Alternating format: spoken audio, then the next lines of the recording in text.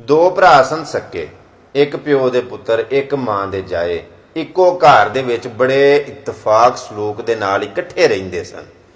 ਕਿਸੇ ਬਦ ਨਜ਼ਰੇ ਬੰਦੇ ਦੀ ਨਜ਼ਰ ਲੱਗ ਗਈ ਤੇ ਘਰ ਦਾ ਅਮਨ ਚੈਨ ਤਬਾਹ ਹੋ ਗਿਆ। ਕਿਵੇਂ?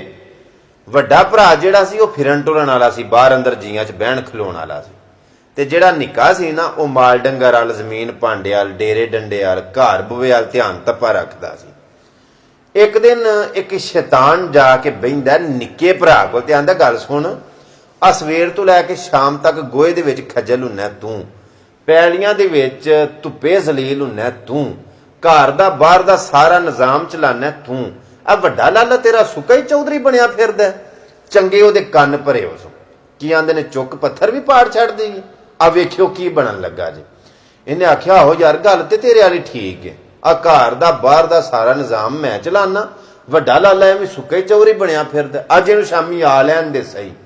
ਇਹ ਸ਼ਾਮੀ ਟਾਈਮ ਨਾਲ ਹੀ ਘਰ ਟੁਰ ਗਿਆ ਵੀ ਲਾਲਾ ਆਵੇ ਤੇ ਸਹੀ, ਇੱਕ ਵਾਰੀ ਉਹਦੇ ਨਾਲ ਗੱਲ ਕਰਨੀ।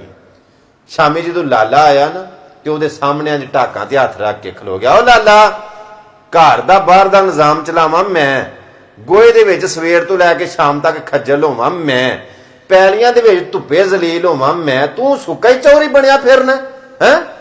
ਜਦੋਂ ਇਹਨੇ ਇਹ ਗੱਲ ਕੀਤੀ ਨਾ ਤੇ ਵੱਡਾ ਲਾਲਾ ਸਿਆਣਾ ਸੀ ਨਾ, ਫੌਰਨ ਸਮਝ ਗਿਆ ਕਿ ਇਹਨੇ ਕਦੀ ਇੰਜ ਦੀ ਗੱਲ ਕੀਤੀ ਨਹੀਂ, ਇਹਦੇ ਕੋਲ ਜ਼ਰੂਰ ਕੋਈ ਭੈੜਾ ਬਹਿ ਗਿਆ।